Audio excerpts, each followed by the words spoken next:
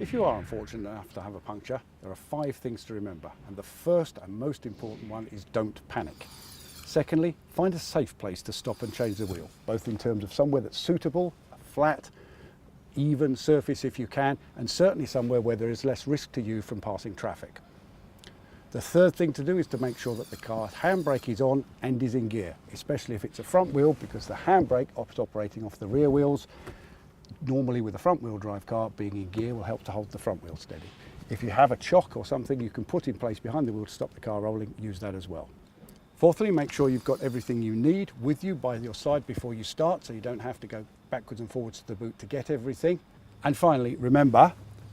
before you lift the car off the ground, just crack or loosen the wheel nuts so that you're not applying a great deal of force while the car's up in the air, and do the final tightening once the car's back on the ground again so that you can safely drive the car to a Trust My Garage to get your tyre sorted out.